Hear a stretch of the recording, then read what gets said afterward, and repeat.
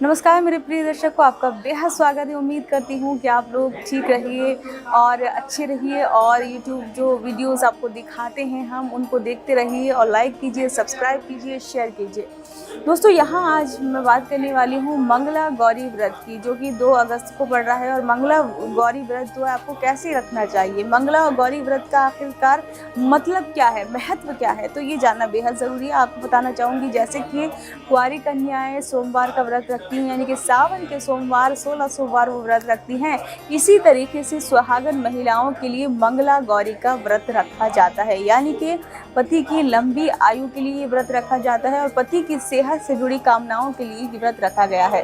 तो मंगला गौरी व्रत जब रखा जाएगा तो अगर आप सुहागन हैं, यानी कि आपकी शादीशुदा हैं, आपकी शादी हो चुकी है, तो मंगला गौरी का व्रत आप ज़रूर करें। और इस दिन विधि विधान से यदि आप पूजा पाठ करते हैं और ये काम मंगल की यानी मंगला गौरी से, तो आप समझ ही गए होंगे कि मंगलवार के दिन आपको ये व्रत करना होगा।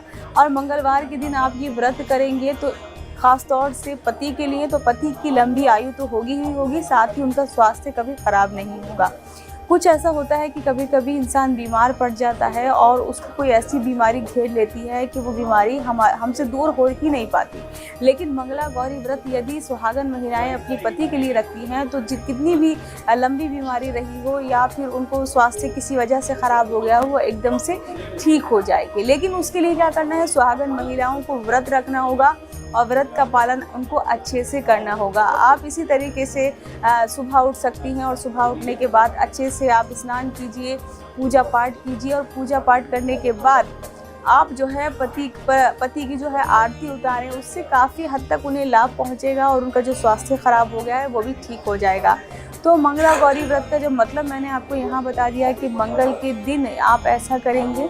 तो जैसे कि सोमवार के 16 सोमवार के व्रत रखते हैं, ऐसे ही सुहागन महिलाओं को, जैसे वो कुंवारी कन्याएं रखती हैं, इसी तरीके से ये सुहागन महिलाओं के लिए दिन बना है। तो यदि आप सुहागन हैं तो आपको ऐसे अच्छे से पूजा पाठ करनी है और आप ध्यान रखें कि दान पुण्य करना आपको बिल्कुल नहीं भूलना है। और दान पुण्य अगर आप कर रही हैं तो ख़ास तौर से इस दिन अपने पति के हाथों से अगर आप दान दिलवाती हैं तो वो काफ़ी अच्छा माना जाएगा, काफ़ी शुभ माना जाएगा।